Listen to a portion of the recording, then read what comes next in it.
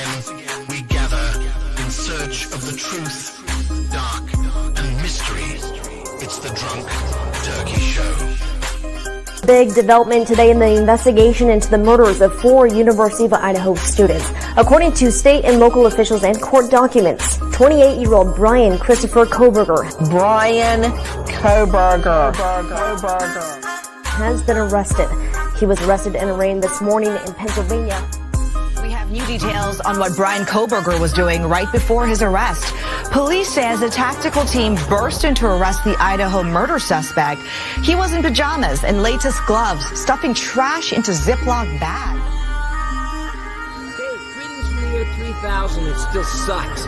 This is Phil J. Fry, and you're listening to the Drunken Turkey Show. Your one stop for this sort of thing. Hit that button, like and subscribe. You know what to do, just like every other podcast. Just like every other podcast. What is up, everybody? Welcome back to the DT Show. I'm Daniel, and today we're getting back into the Tepe case with the now accused Michael Mckee, former husband of Monique Tepe, who is alleged to have taken the lives of Spencer Tepe and Monique Tepe in the early morning hours. I believe it was December 30th, 2025. Sad case, a horrific case of, in my opinion, somebody who, this was a calculated, thing. I think he put a lot of effort and thought into this.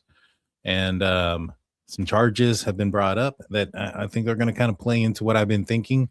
And also, it sounds like they found the murder weapon. I don't think it's conclusive at this point, meaning I don't think the ballistics have came back yet, but it does appear that they found a weapon that matches probably what they would have expected, fired the rounds and the shell casings that they found.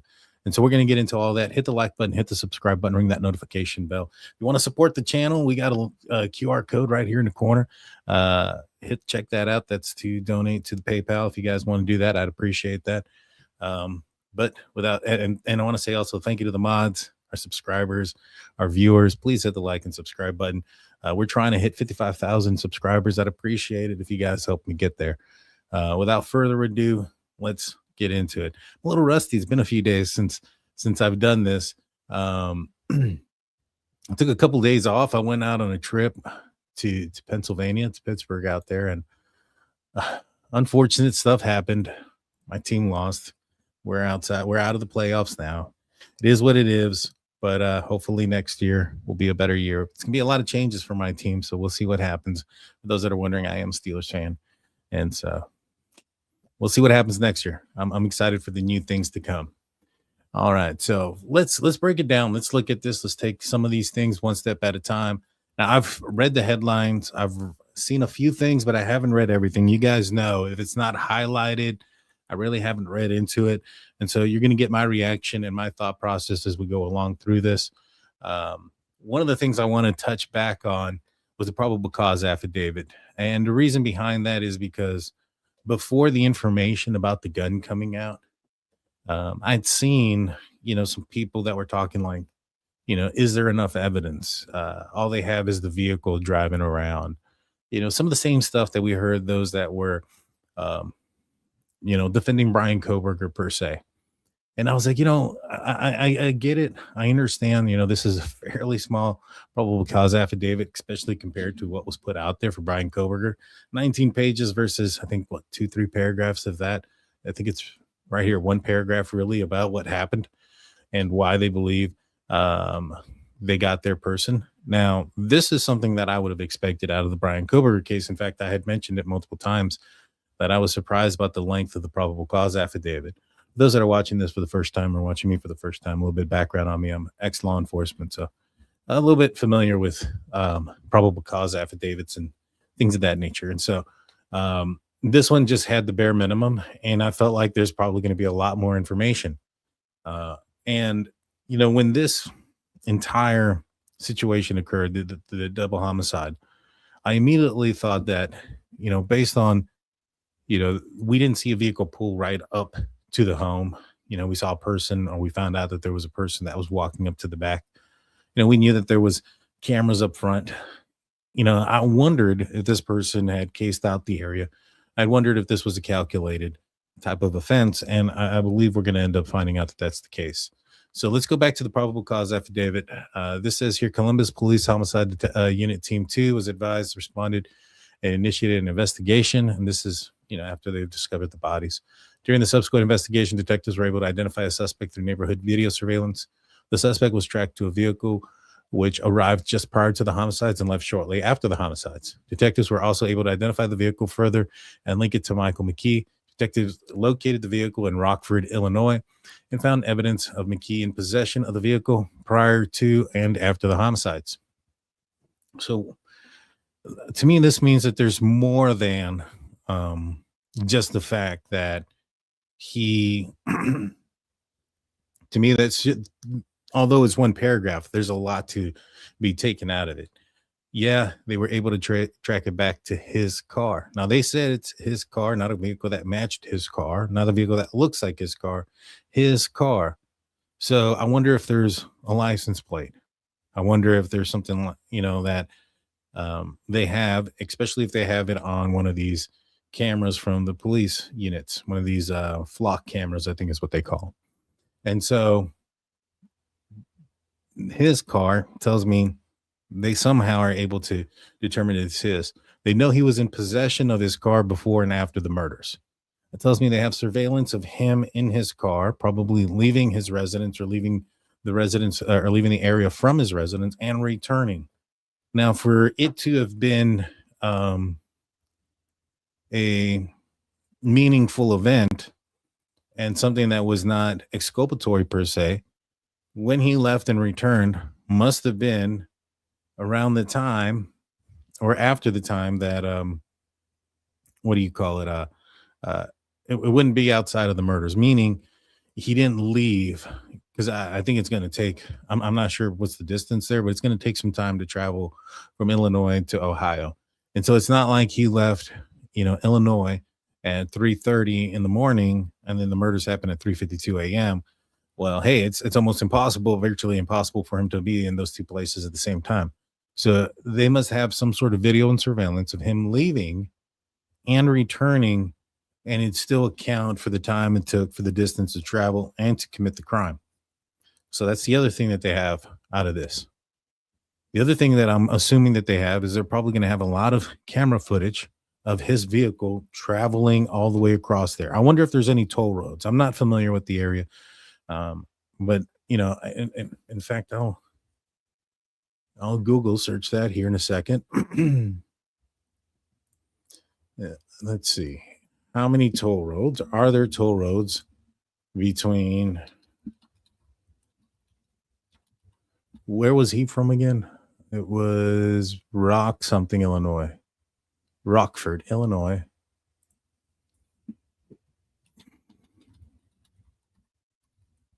And Columbus, Ohio. Let's see what happens.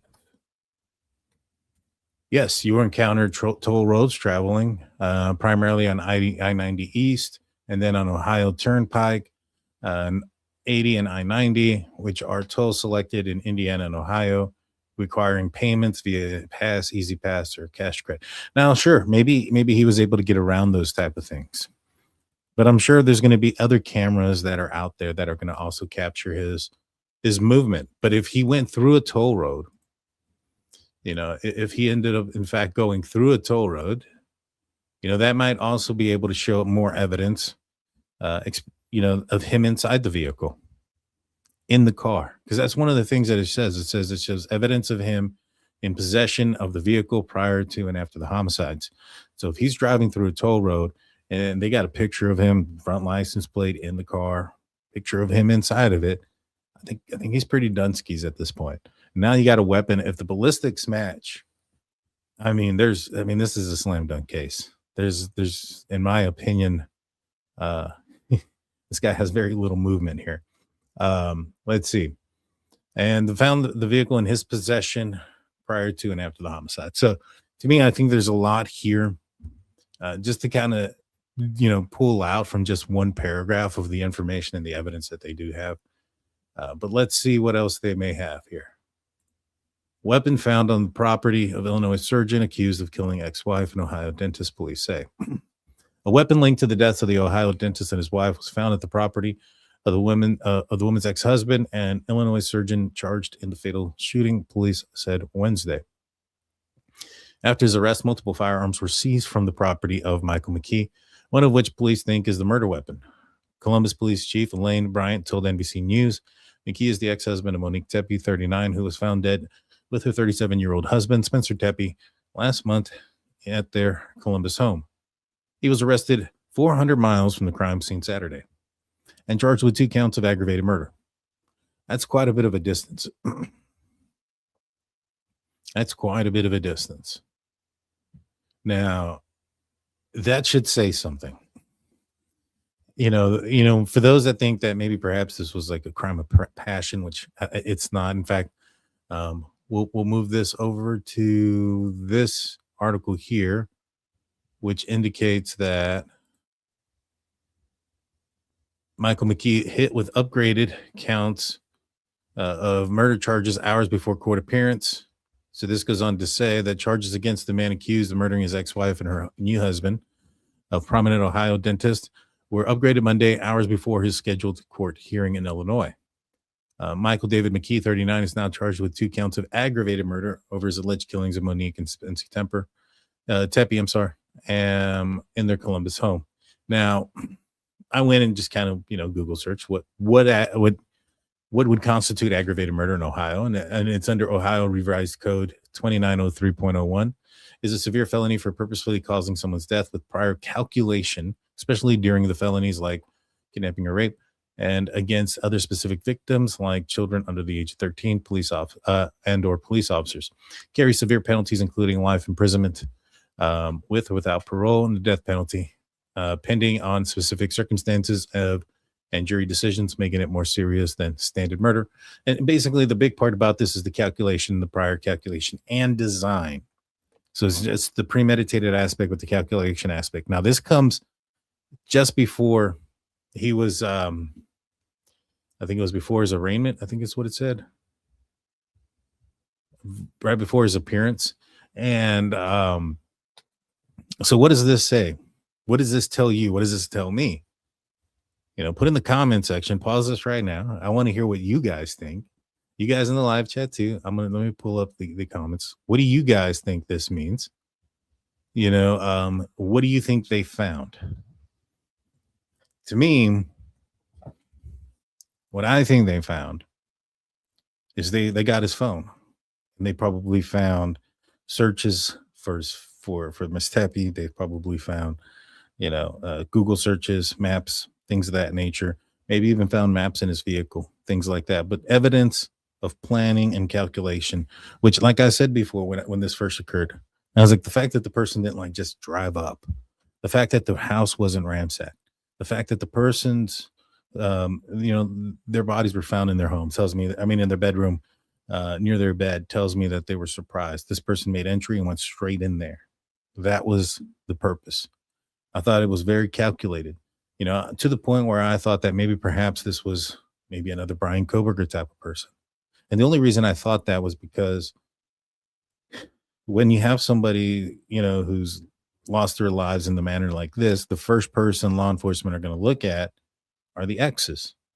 And so the ex-husband came up, and I was like, all right, they're going to look at him. They're going to go question him. They're going to ask him, where were you? And it's not going to be very difficult to figure out if he's responsible, especially if he lives 400 miles away. That's going to make it really easy to figure out whether or not he had the capabilities of getting there back and forth and all these other things. And obviously, it appears that all that information is being used against him. However, it took some time for an arrest. Now, one of the things that I didn't account for, and it was my mistake, was that it was around the holidays. And so getting warrants and things of that nature sometimes could take some time.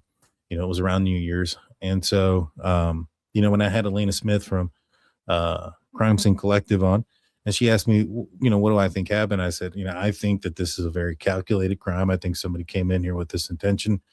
I'm leaning away towards it being somebody that they know the longer it takes. And she asked me, how long do you think it would take before you would say, all right, it's definitely somebody who's outside of the circle, outside of somebody that they know. And I was like, about 4 weeks. And so this arrest happened within that. I think it happened within 2 weeks. So I was a little bit surprised about the length of time, but not surprised about the amount of evidence that they have against him, because for this person to have committed this crime and to travel that far in his vehicle obviously says a lot. And so there's a lot apparently that was going on, I guess, in this guy's life. Shortly before this, he was getting sued for some practice type of stuff, I believe. Um, you know, eh, I just wonder if he just kind of blames like his life going downhill with maybe perhaps the divorce. It started with the divorce, started then this, then that, and then he's jealous of what her life has become and how happy she is, and he goes out and commits an unthinkable crime. Now he still has the weapon. That says a lot to me too. A couple of things. I believe they arrested him at Chick-fil-A. Let me pull up this article real quick that I had sent to me from Shay. So thank you, Shay, for sending this to me. It says in a statement, OSF Healthcare said is cooperating with authorities and directed all questions to law enforcement. Authorities confirmed that the Bureau of Alcohol, Tobacco, Firearms, and Explosives took Mckee into custody Saturday in Rockford. The agency said he was arrested without incident just after 9:30 a.m. at a Chick-fil-A. With extradition waived, Columbus police must now decide how to transport Mckee back to Franklin County. So he was arrested in a restaurant. So they probably were watching him and took him without incident there. Now, I wonder, him still having the gun with him, if with his life kind of falling to pieces, if he had like these suicidal ideations where he wanted to take his own life, but at the same time also maybe perhaps wanted to do, take some folks with him. And, I think maybe perhaps this arrest at Chick-fil-A probably prevented him from carrying out that, if that's it. And the other possibility of him still carrying the gun with him is it's a memento, so to speak. Maybe he really did become like these psychopathic type of persons, like a Brian Koberger, who would take and keep a memento, something to remember the crime about. This guy is a doctor, so he's not stupid. We would think that he would have discarded the weapon and thrown it away. You would assume that at some point that he would have thought that they're going to come knocking on his door and asking him questions. He's only the ex-husband, although it'd been some time since they've been divorced. Somebody's ex dies out of mysterious reasoning, or in this situation from the hands of another that is unknown at the time. They're definitely going to come knocking at your door just to cross the T and dot the I. You know what I'm saying? And so for him to still maintain possession of that weapon, to me, says a couple of different things. One, he was, I wonder if they came knocking at his door at his apartment and he had that weapon with him, if this would have had a different ending, is basically what I'm trying to say. And I think that may have been why he kept the weapon with him. Apparently it was found, I think maybe in his vehicle. So which is a good thing that it was in his vehicle. Let's see. And I know some folks are pointing out that he may have been looking at their wedding video. That's possible too. That's very possible as well. We got Copper Girl 12 coming in with a newest membership. Thank you so much. It showed up twice, but thank you. Appreciate it. All right, let's go back to the document.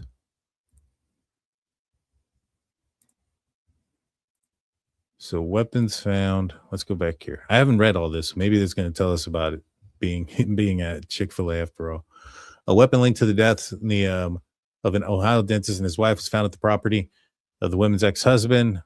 After the arrest, multiple firearms were seized from the property of Michael Mckee. So it was from his property, so not in his car. One of which was police think is the murder weapon.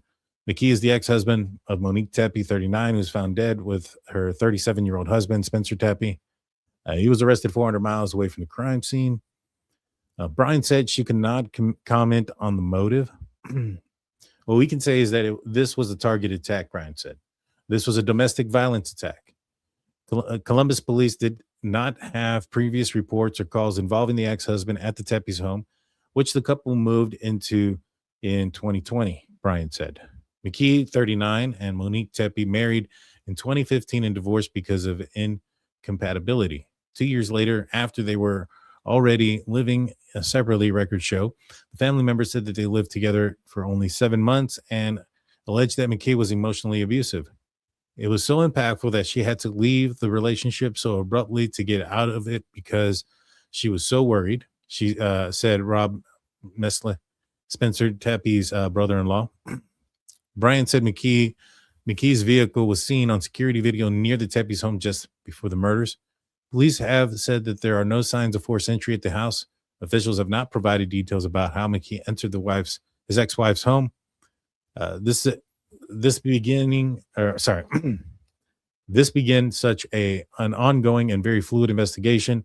It's really important for us to make sure that we share the things that aren't going to compromise the case.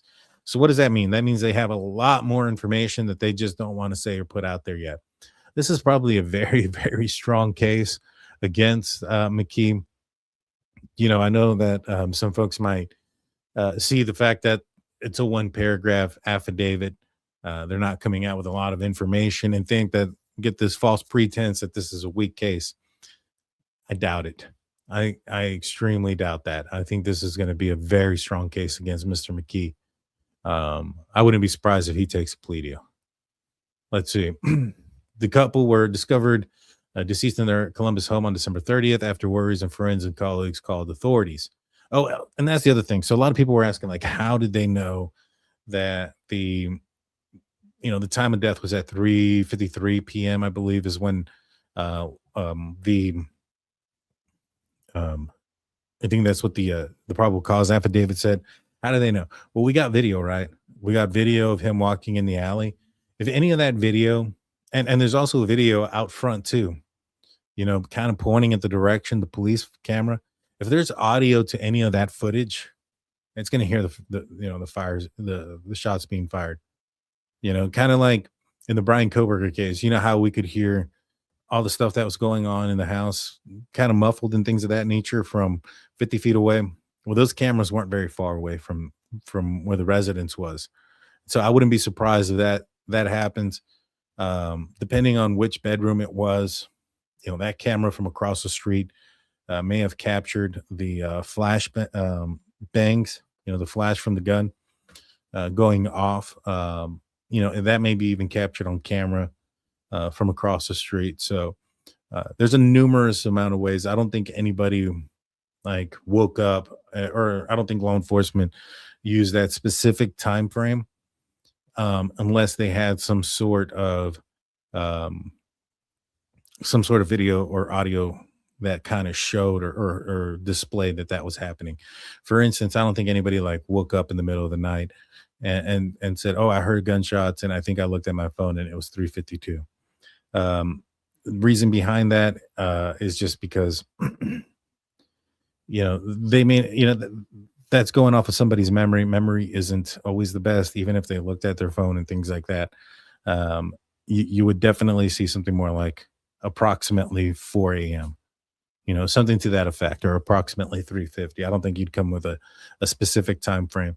The fact that it comes with a specific 3:52, I think, is what it is. I think the camera from across the street, the police camera, probably captured the flash from the gun going off. It was nighttime. It was dark. You probably could see that against the curtains on the camera. And if there, like I said, and if there's audio from any of the cameras that are nearby and that are playing, is most likely how they were able to deduce the time frame. Let's see. This goes on to say a friend of Spencer Tepe's called 911 after he stopped by the Tepe's home to check on him and found him lying next to his bed in a puddle of blood. The couple's otherwise unharmed children could be heard crying in the background. Yeah, that was sad. And the crazy thing is, apparently law enforcement went to like the wrong house. And yeah, Apple Watch. Yeah, it could have been the Apple Watch too. That could have been if one of them was wearing an Apple Watch. But crazy. And this one goes back to say that they found the weapon and that the kin revealed emotional abuse. Let's see. Revelation comes as Monique's brother-in-law said her ex-husband Mckee used to emotionally abuse during their short-lived marriage. Mckee's vehicle was seen very close to the Tepe's home around the time of the murders. Multiple weapons were taken in. Let's see. I want to see if there's anything new here. I do have, let's see, I got a video. Let me pull that up real quick.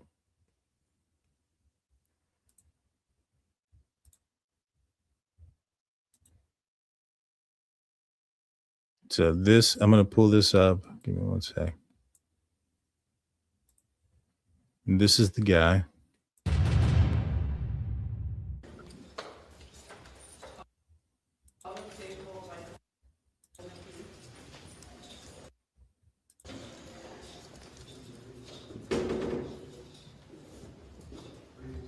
Now he's chained up. I'm sure his feet are chained, which is why he's walking kind of funny.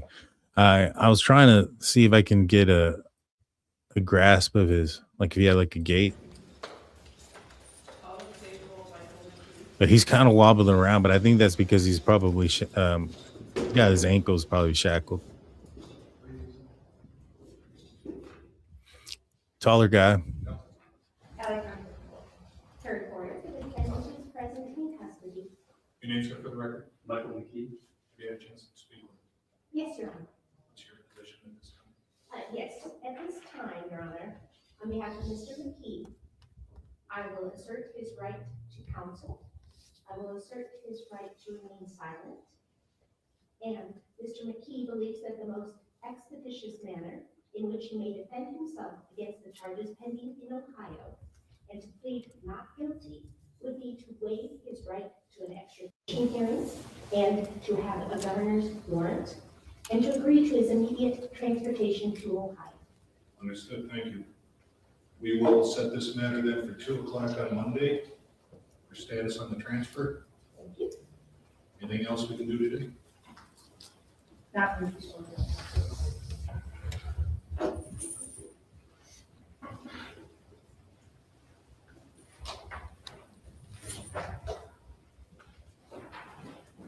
Thank you, Kirk.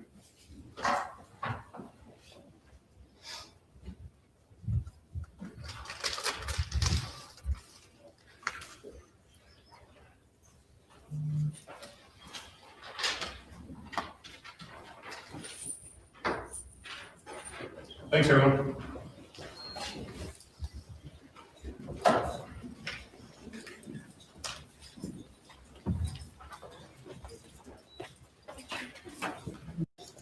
I want to play it again so we can hear his voice a little bit.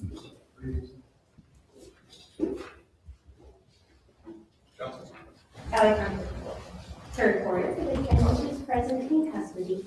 Your name, sir, for the record? Michael Mckee. Have you had a chance to speak with him? Yes, Your Honor. So all he says is Michael Mckee, which is his name. Tall dude, taller than everybody else that's around him. You know, that was one of the things that I noticed about the guy when he was walking behind the vehicle on the surveillance camera was that it appeared to be a taller individual. You know, I think he's like 6'1". He was walking kind of funny. I don't know if he has that walk in, I guess, real life. I mean, not real life, but I don't know if he was trying to, if that was an act, like if he knew that the camera was there. I noticed that he puts his head down, passes the camera, and then picks his head up. So if he knew and was aware of the camera being there, I wonder if that's why he was walking kind of weird, or that could be just his normal walk. You know, so one or the other. But if it was something that he was trying to do to kind of throw off law enforcement or throw off investigators, knowing that they're going to have a camera of him walking up there. Video of him walking up, and he tried to make something look like it was there that wasn't. Again, that goes to the premeditation aspect and why the aggravated murder charge enhancement. To go to that much thought to do that, to look down, to make sure the camera don't capture you, and to change your gait. I wonder what else they found on his phone. I wonder if he'd been Google searching things on how to covertly get in and around the neighborhood. I wonder if he looked at other criminals who may have committed crimes, and try to come up with something. I mean, that was one of the things that I was wondering about when it came to this case, because it seems so calculated, in my opinion. It seemed extremely calculated. Let's see, when was this? And that was from a day ago. And so at this point, I'll answer some of your questions. Let's bring them up and put a couple of stars so I know that you guys are talking to me, and we'll answer your questions at this point. Anyone think he's going to throw in the towel and plead guilty? I think he is. I think there's too much evidence against them. I mean, we don't have it all right now, but I'm sure as it comes in, as it trickles in, we're going to find out quite a bit. And I think what we're going to find out is it's going to be even more damning. For them to, also be pulling the, what's it called? The calculation and stuff, and enhancing the charge tells me that they got some pretty strong evidence to prove that this guy was, that he had a lot of planning involved in his crime, very much premeditated. I mean, the fact that he drove 4 hours, right? 400 miles. I mean, I mean, I don't know how many hours that's going to take. I know it's more than 4 hours, that's for sure. But that's probably more than a day to get there. And so where did he stay? Where did he, is there going to be a trail of that? I think there is. And I think that's what's going to capture him more so than anything else. And when you think about those things, you think about the shell casings being left behind. You think about the distance that he traveled, him keeping the gun on his property. Makes me really wonder, did he not care? Was this something that he thought he was going to get caught and his life was not going to be very much longer than after that? I wouldn't be surprised if that's the case. So put a couple stars so I know you're talking to me, guys. And I think somebody had asked, has any of his family members spoken out? That's a good question. I know that there's been some of his friends who have. I think a neighbor has, saying that they were surprised because they spoke to him, didn't know that he was that kind of person. Crazy stuff. I know he played. I think he played football and stuff too, and I think he had a pretty good, high school and I think even college career. He's taller than 6'1". He looks like it.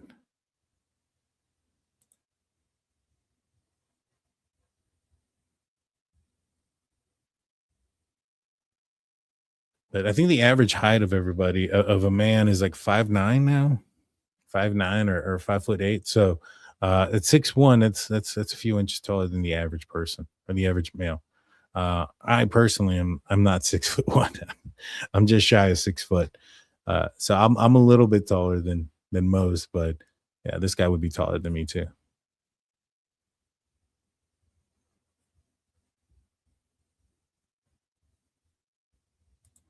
I heard no credit time served counts while waiting for extradition. That's possible.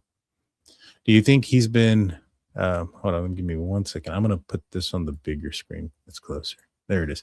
Do you think he's been brooding the whole time, or do you think something was activated in him recently? Well, he did have a lot of stuff that was going on in him recently. I think that this guy, though, has probably been keeping an eye on the Tepes. And I think this has not been something that he just kind of snapped and decided to do. Um, I think and again, I don't know all the evidence or anything like that, but I wouldn't be surprised if we find out that his searches and stuff, that he's been keeping tabs and visiting her Facebook or whatever the case through burner accounts, her Instagram, her social medias, her YouTube. I think there was a wedding video. Wouldn't be surprised if we're going to find out that he was all over that throughout this entire time.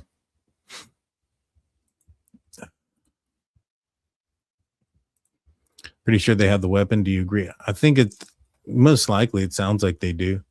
Um, Now, could he just have a weapon that is?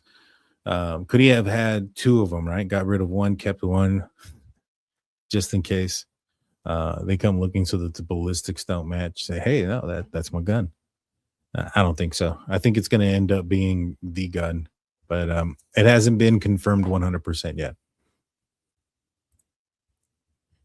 Has it been confirmed? Has it been said that he cut off all of his family, all of the ties with his family is adopted? I've been reading that he was adopted, or somebody said he was. I don't know how true it is.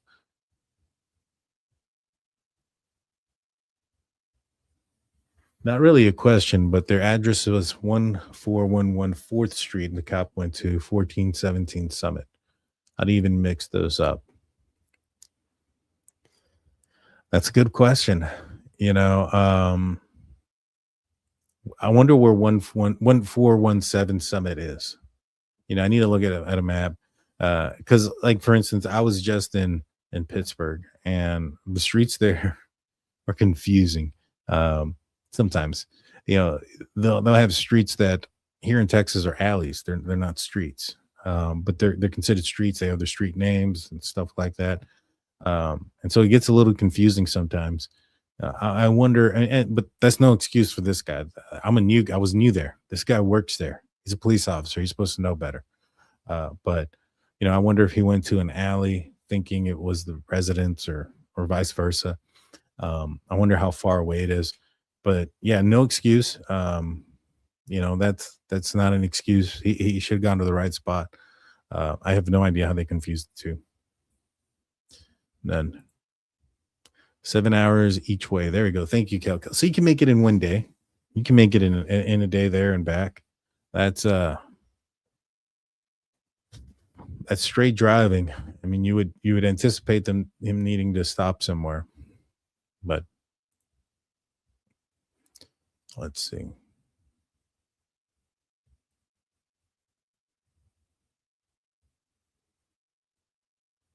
What are you talking about? Am I biased in the case because I spoke to Daniel? There you go. Let's see. And do you think he's locked the kids in the room? Oh, gosh. Do I think he locked the kids in the room? I don't know. I think he may have I think he was just looking for her. A baby monitor could show a lot. That's true too. A baby monitor could. If it's one of those that is connected to, like, the cloud and saves and things of that nature, 100%. He's cooked. Why do these idiots keep taking their own cars and keep the weapon? Well, because if they were smart, they wouldn't be committing crimes like this, right? But you have some folks who think that they're smarter than everybody, and Brian Koberger, this guy probably, and sometimes when you're thinking about some of the major problems, like in the Brian Koberger case, he was wiping all his stuff back and forth, right, wiping it clean, worried about certain things that were going to capture him. And don't get me wrong, had he not left the knife sheath, he probably would have gotten away with it. But because of so many of these things that I think he was hyper focused on, he probably looked past some of the smaller details. Now, in this scenario, I wonder if the guy, it seems calculated, like getting in, going, but keeping the vehicle, or keeping the weapon especially, that kind of screams to me that maybe he had he had another means to the end here, in my opinion.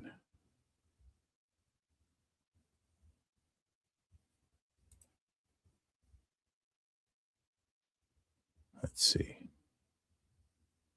The body cam is out from the officer that arrested him. Let me see if I can find it.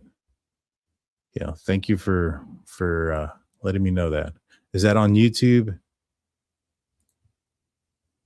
Let me see if I can find it.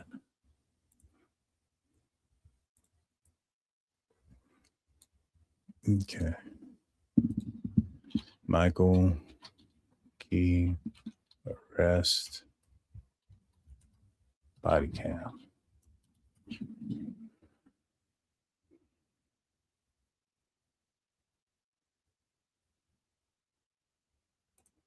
I think you're right. Let me oh wait, never mind. No, it's just a different one.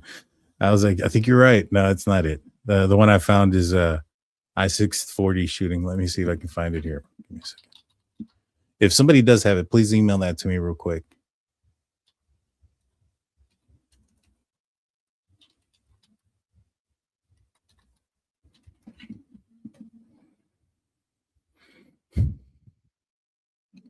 Yeah, let me know. The body cam is out from the officer.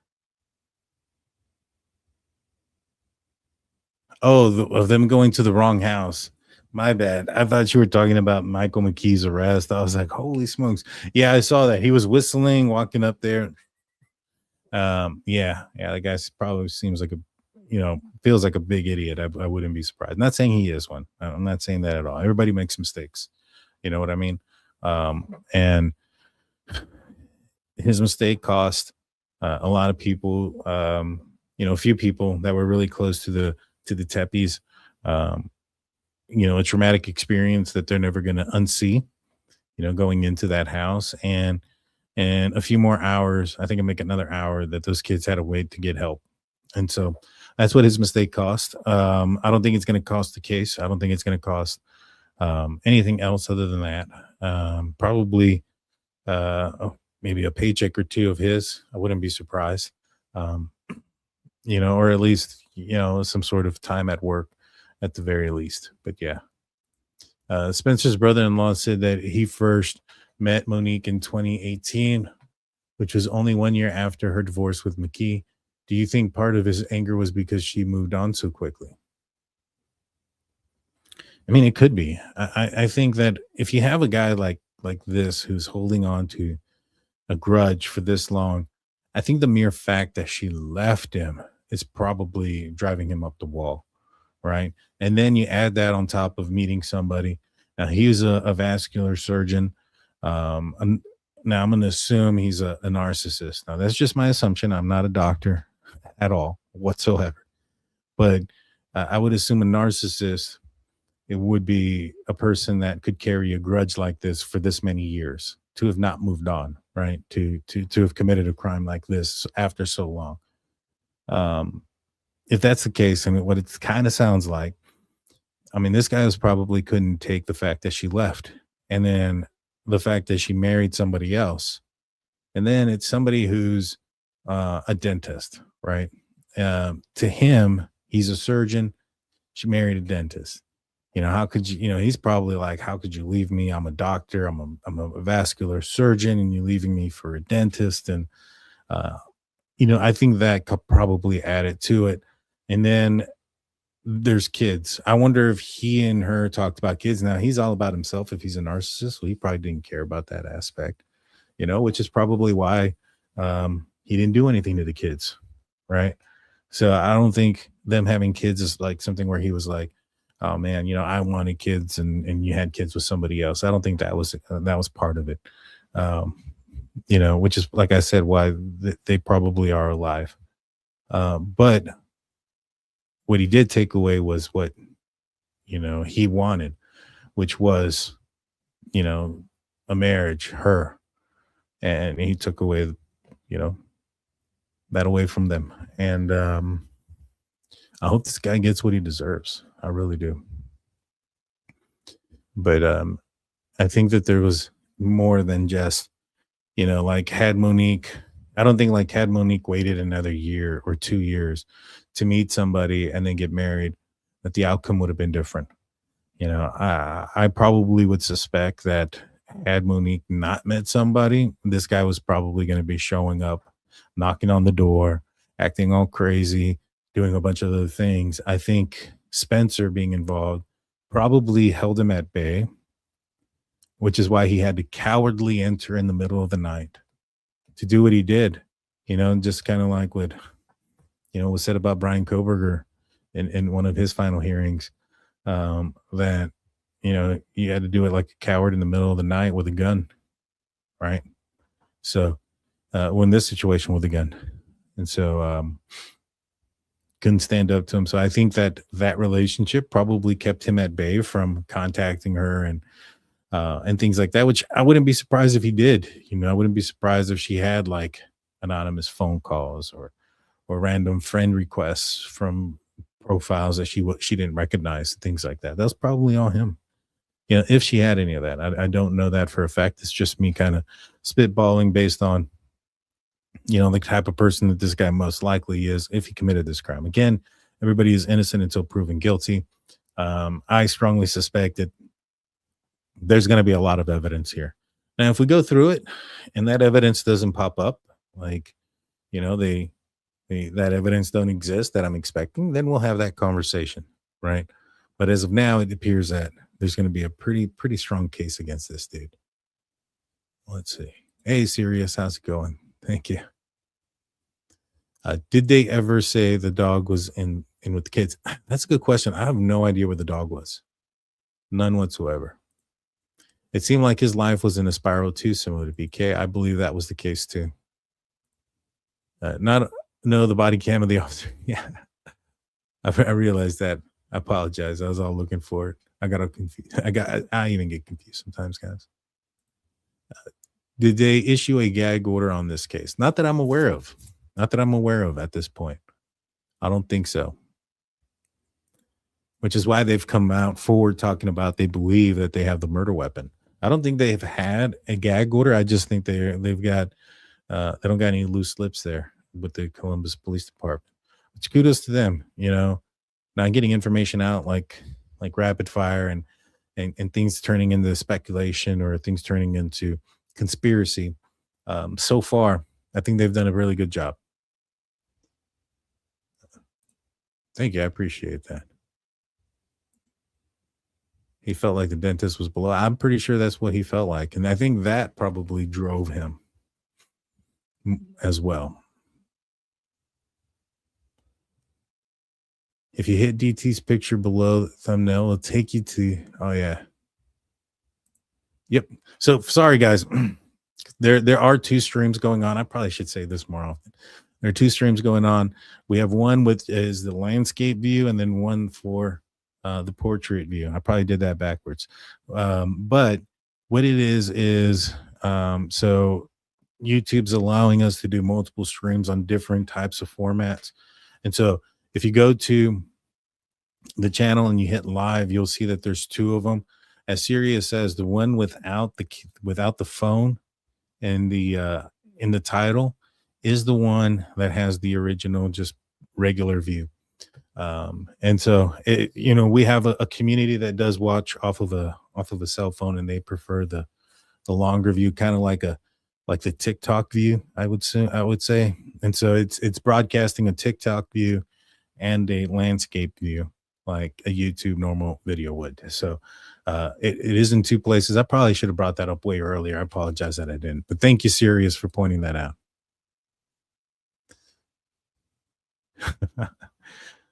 Let's see. Check my email. All right, I'll check my email. I got the email. All right, I got two things. I have not read it, but I'm going to bring them up. Just give me a second.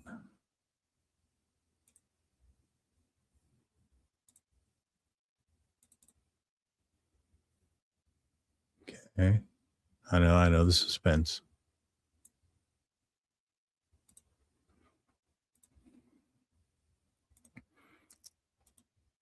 All right. So this is from True Crime Mama.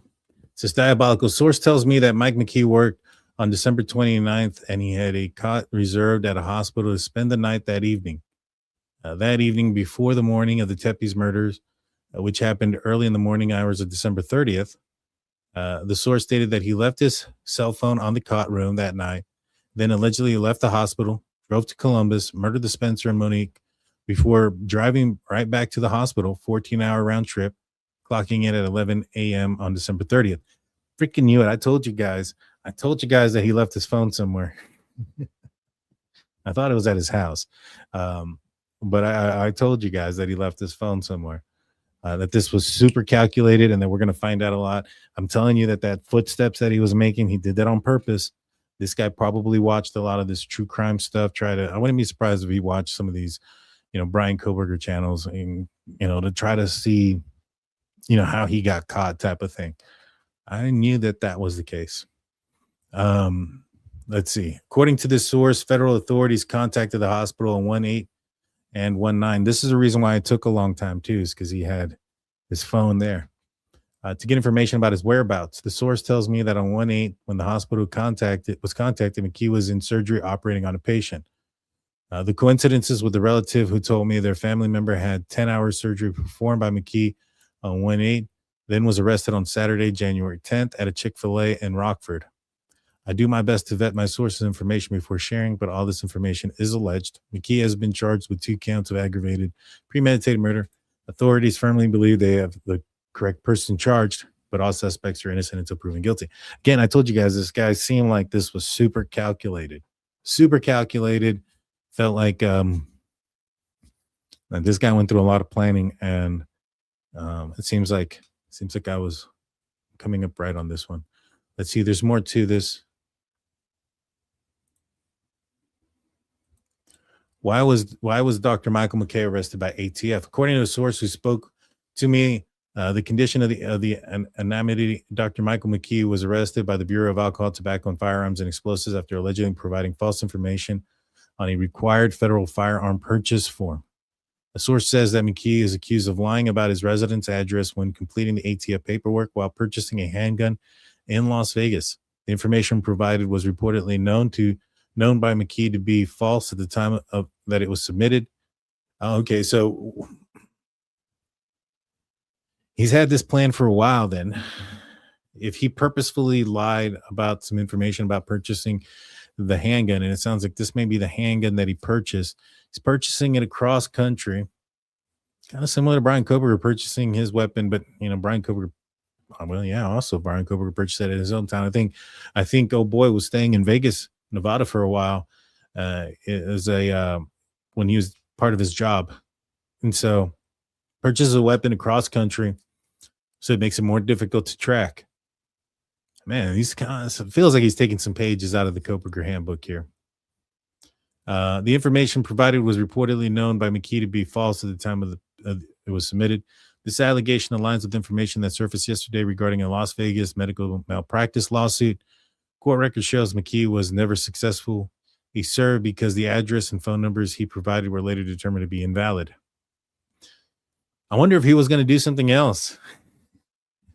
With this malpractice lawsuit that happened in Vegas, I wonder if he was going to try to take care of something beforehand. As for the murder charges, ATF would not make an arrest for homicide unless federal jurisdiction applied, where the case involved a specific federal crime tied to the killing. In most cases, murder charges are brought by the state and local prosecutors once investigators believe they have sufficient evidence to support probable cause. I do not know whether he will face charges related to this allegation or not. I also included more photos of Mckee in his younger years. That's it from True Crime. I need to check out her page. I think this is this Facebook? I think it is Facebook. Thank you for sending me that, Gene. I appreciate that. That's some good information I was not aware of. How stupid do you have to be to take tips from BK? Yeah, I don't know. Well, I think he was trying to learn from some of his mistakes, but made a tremendous amount on his own. I think he figured that if they asked him questions, looked at his phone where he was, and that he was at work the entire time, that he was going to be golden. So my thought earlier that maybe perhaps he had some suicidal ideations, that if he would have been, um, knocked on the door, if this would have happened in his house, maybe it would have ended differently, but I don't think that was his plan. I think his plan was to get away with this. That was not his plan to take himself out. This is me following the evidence. A lot of people ask me, why do I think one way or do this one way? I follow the evidence and I follow what comes out, and I don't stick to one narrative. Now once the picture's pretty clear and things become very difficult you know to go against that clear picture, that becomes a different story then on its own as well. But as information comes out, I follow the evidence. I don't stick to a narrative. And so, my thoughts were maybe perhaps he was like, F it, I'm going to hurt myself. I'm going to go take out some people with me at the same time. And, when they come knocking on the door, there's going to be some more that are going to go before I go. Maybe that's what he was thinking. I don't think that anymore. Based on this information here. And again, you ask, why is it aggravated? Why did it get enhanced? Here it is. A lot of calculation. But a 400-mile trip. I wonder how many times he'd been out there, and it's just crazy. I know that there was somebody that tried to get into the house a couple of streets down the way. Was that him? Somebody called 911. Somebody was trying to get into the home, like within walking distance. Did he get the wrong house? Was that his plan to knock on the door and have them open, and he was just going to open fire and take off, but found an unlocked door and was able to make entry? I think that may have been a possibility there. As the information and the evidence comes in, this picture is going to get cleared up, and we're going to continue to talk about this case. Hit the like button, hit the subscribe button, ring that notification bell. Let's see. I'm going to do this for another probably about 3-4 minutes, guys. If you have any questions, put a couple of stars. But yeah, I think this guy thought he was going to get away with this. I think we're going to find out that he was looking up other cases of how people may have gotten caught, what captured him. I think maybe he was aware of some of these true crime cases to a certain extent. Now, I know he's a doctor, so time's probably limited, but I wouldn't be surprised, if he was aware of some of these other cases and how some of these folks got caught, and tried to minimize those things by leaving his phone somewhere, like at work. Now, at the hospital, there's a lot of cameras there. So this is going to get him on camera, leaving there into his vehicle and then getting back. There's no way he's not on camera doing that. This guy's an idiot. This guy's an absolute idiot. Please hit the like button, hit the subscribe button. You guys know what to do. Let's see. Let me put this back over here so I can read the bigger screen. Let's see. Hi, Dan. What's the story with the Steelers? I'm heartbroken. I was there. I was disgusted. But you know what? There's light at the end of the tunnel. I respect Coach Tomlin. I thought he did a great job his tenure with the Steelers. I don't have anything negative to say about him in that aspect at all. I thought he was a great coach. I just think that, in time, as long as, with everybody else, time comes for everyone. And sometimes the message gets stale. Andy Reid needed a change of location. And I think when Coach Tomlin picks up the clipboard again, I think he's going to be a really good coach somewhere else. But I think the Steelers needed a shakeup, and I'm glad they got it. Let's see. But yeah, I don't think this guy wanted to get caught. He seemed very comfortable walking in the alley, not like the first time. It's true. I mean, I think he was aware of the cameras. He looks down, looks up, and he's walking funny. And I think he's doing it on purpose.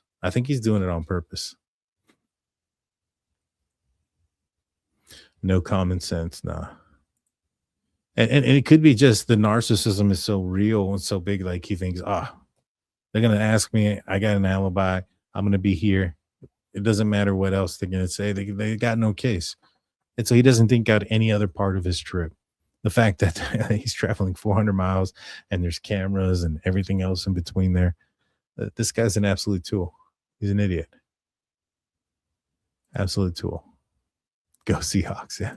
You know, I'll be honest. I outside of the 49ers, and the only reason I'm not going for the 49ers is because, you know, they got 5 Super Bowls already. Steelers got 6. I'm hoping the NFC team wins it. You know, I'm not a fan of well, see, if the Patriots win, then they get more Super Bowls than the Steelers, and I wouldn't like that. The Broncos, my one of my best friends is a Broncos fan, and so I don't want to hear it. Um, the Texans, you know, I don't really have anything against the Texans, even though they just beat the Steelers. You know, they played good. I just don't think they're going to get there. You know, I think that they played a Steelers team that was offensively horrible, and they were going up a really good defense. I think a better offense against them. They, you know, and if CJ Stroud puts the ball up like that again, I think a better team will probably beat them. You know, Buffalo, and they can, you know, I got nothing against Buffalo. Their fans are crazy. They jump through tables that are on fire, you know, so that's entertaining. But yeah, you know, but in the end, I'm probably, you know, watch, and as long as it's not like a team that's going to overtake the Steelers in Super Bowl wins, I really don't care. So we'll see what happens. We'll see what happens. Texans is all defense. Yeah. Go Bills. Everybody Buffalo. Yeah, I got nothing against Buffalo. Buffalo's good. Oh, the Bears. The Bears, that would be interesting. That would be interesting. If the Bears made it all the way. You know, I got nothing against them either. You know, if it was you know, Lamar, if there was, you know, Patrick Mahomes, now those teams, I probably would be like, man, I'm really, really rooting against the other teams. But at this point, not so much. Not so much. Even the team that beat the Steelers, you know, kind of thank you guys, because we're moving on finally. Well, guys, that's going to do it for me tonight. I want to say thank you, everybody, for being here tonight. I'll be back on tomorrow night. Hit the like button, hit the subscribe button, ring that notification bell. I'll see you guys then. Peace out, y'all.